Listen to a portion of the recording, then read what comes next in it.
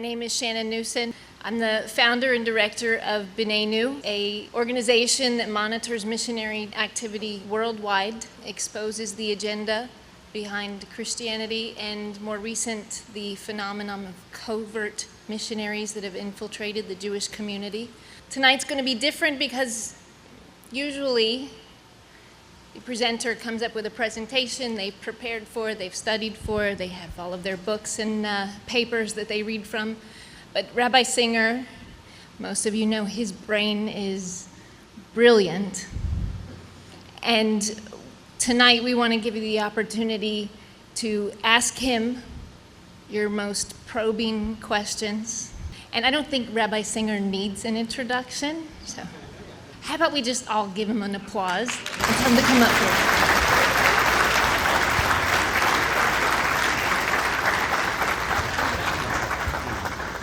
Thank you. Shavua Tov. Greetings from Jerusalem, the eternal capital of the Jewish people.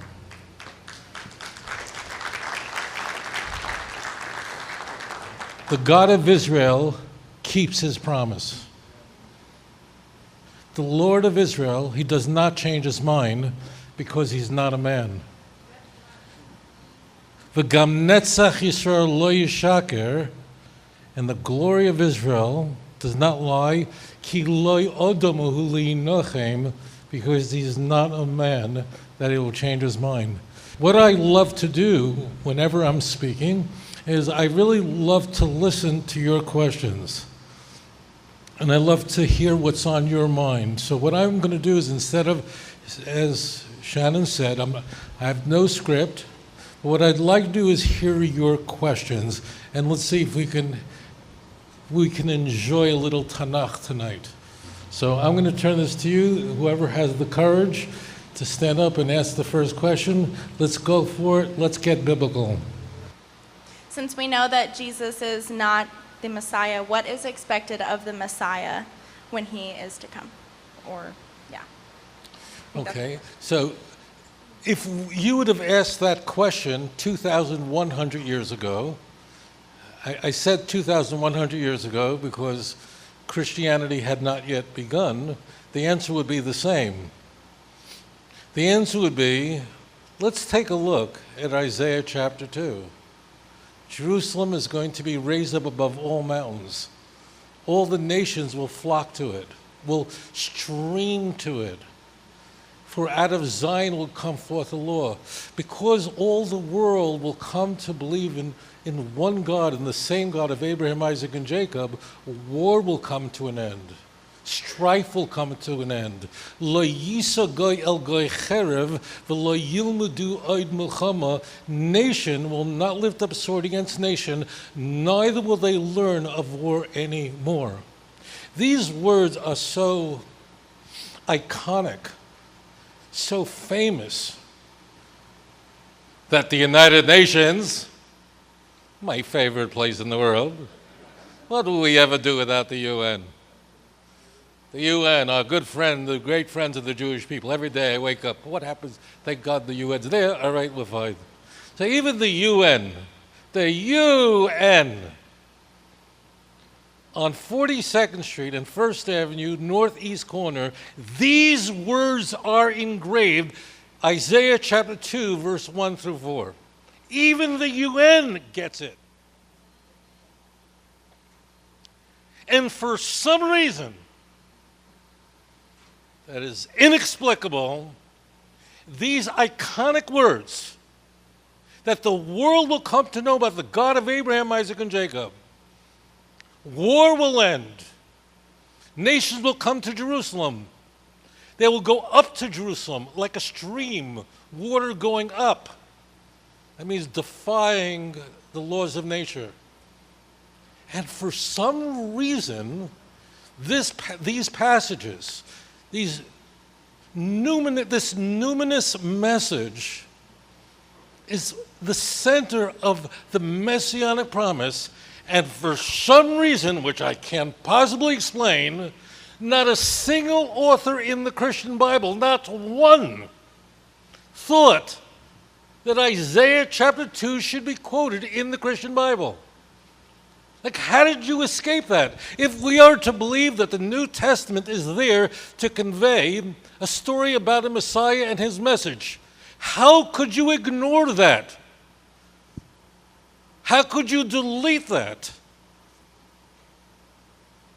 How could you quote the book of Jonah, that just as Jonah was in the belly of the fish for 3 days and 3 nights, so will the Son of Man? And this is all Matthew chapter 12, and Nineveh testifies against you. Well, they believed in Jonah, and here someone's with you who's greater than Jonah. Well, there's a lot of Jonah going on in the Christian Bible. But the core message of the book of Jonah, that if you turn to God, I don't care how evil you are, and Nineveh is a really bad place, I'll forgive you. And that part of the message never makes it to the Christian Bible. People should be outraged in churches. I have a Bible. And that Bible makes a promise. There's a day coming, saith the Lord. The nation will return in gathering exiles. Isaiah chapter 43, 6, 7, 8. I'll bring my sons from afar, my daughters from the ends of the earth. I will bring you home, and it's happening right now as they're speaking today. Raise your hand for the Lord in this. What a message this is. We're watching this now. We are observing people who look nothing like me from North Africa, who look nothing like me from Northwest India, and they're coming home because the God of Israel made a promise. Jerusalem restored to a beleaguered nation because the God of Israel made a promise. It's all happening now. We are in the midst of a messianic process right now. It's happening now. Why? Because I say it? No. Because the God of Israel said, and he's my rock, he's my redeemer, I know of no other. Eino milvado, there is no one else besides my Lord, my Savior. He is the only one. Al tiftachu b'nedivim b'ven adam she'ein lo tushua. Put not your trust in princes or the Son of Man, wherein there is no salvation. Psalm 146, verse 3. Wake up, church.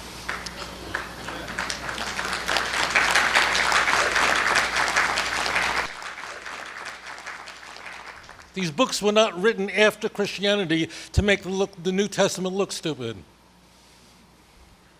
The book of Malachi, the very end, closes with a promise that Elijah the prophet will usher in this great day of the Lord, where all injustices will be made straight.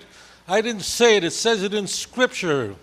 There will be a resurrection of the dead. Isaiah chapter 26, verse 19. The grave is a temporary place for those who have passed, and those who are faithful will be restored. Daniel chapter 12, verse 2. There are many who sleep in the earth that will rise, some for everlasting life, others for everlasting contempt and damnation. These are the promises. The knowledge of God will cover the world as the water covers the sea. Nothing like this occurred during the first century. It was quite the opposite. That's why these prophecies don't exist in the Christian Bible. That's why the Gospels could meticulously quote Zechariah 9:9 of Jesus coming into Jerusalem on a donkey or donkeys, depending on whether you read Matthew or Luke. We'll let that go. Okay? But they ignore Zechariah chapter 9, verse 10. And it will cut off the chariots of Ephraim, and it will speak peace to the nations.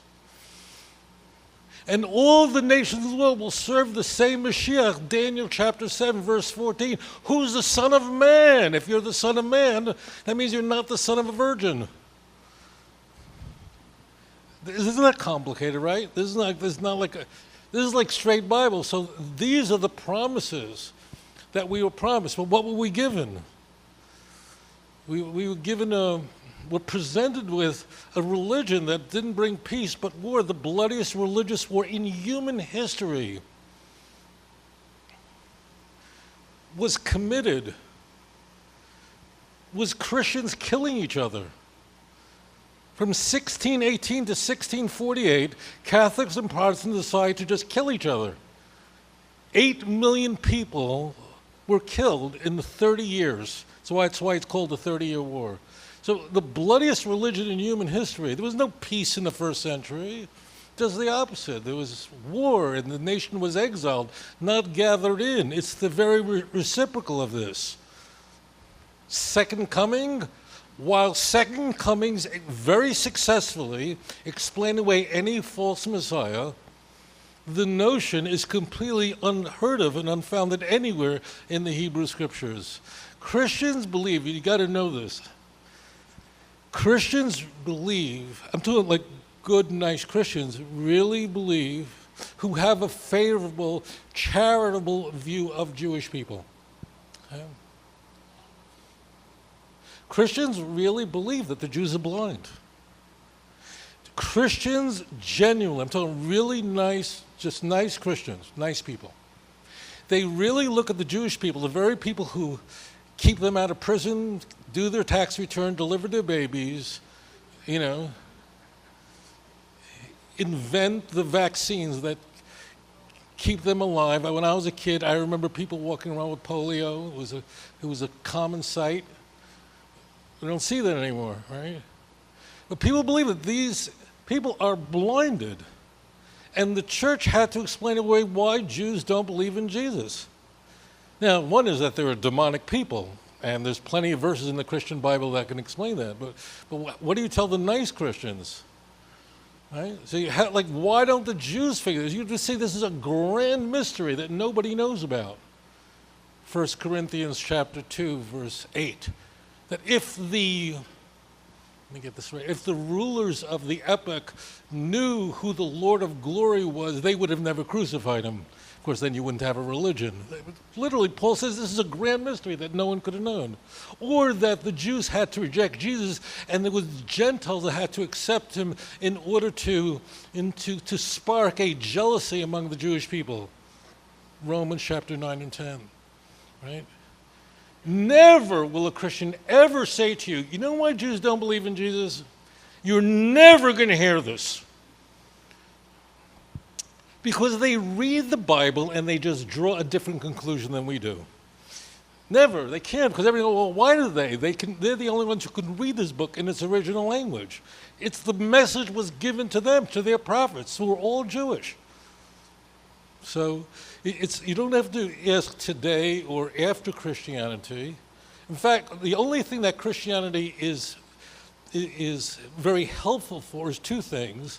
Number one, you can look at the first century, the Christian century, the century in which Christianity emerged, and say that is the antithesis of what the Messiah is going to do. It produces, Maimonides tells us that Christianity also accomplished something else. He draws our attention to something very striking about Christianity, in that it emerged just as the temple was destroyed. The prophets tell us that when the true Messiah comes, the nations immediately will recognize their error. There's a very critical message found in books like Zechariah. 10 Gentiles of different nations will grab the shirt of a Jew and say, Nelcha imochem ki shamanu, we have heard that Hashem is with you, that God is with you. How could they so suddenly recognize their error? So it's very interesting in Tanakh that when Mashiach comes, the prophecy is that all the nations immediately go, oh my gosh, we got it. It's not going to require anything complicated. Mi hem in l'shmuasenu zrei Hashem al mi niglasa. You actually all heard that verse, so I'll do it for you. And who would have believed our report? And look to whom the arm of the Lord has been revealed. That's the Gentile speaking. So when the Messiah comes, the world must be wired in such a way so that all the nations of the world will just immediately recognize their error. It's very critical. Now, if the Messiah would have come 2,500 years ago, when there was nothing remotely resembling Judaism and other religions, because Judaism was the only monotheism before, to that point. So if the Messiah would have come during the time of, during the Persian Empire, the non-Jews would go, what's a Messiah? They have no idea what that means. It meant nothing to the non-Jewish world. So every Christian knows, oh, this is going to be very holy. We'll go on very holy place now.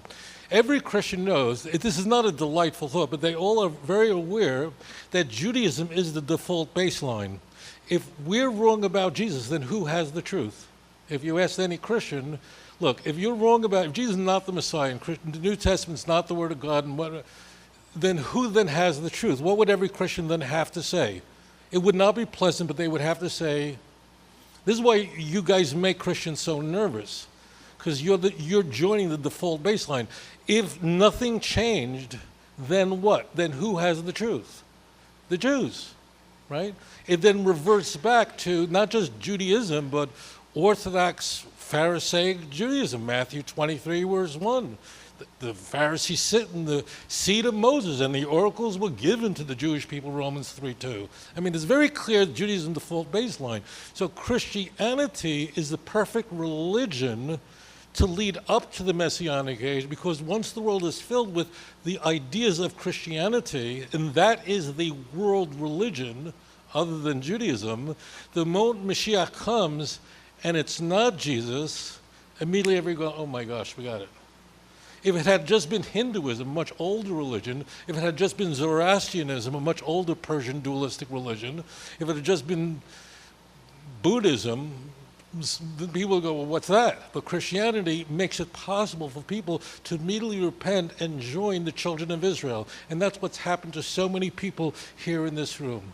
Let's praise Hashem for this miracle.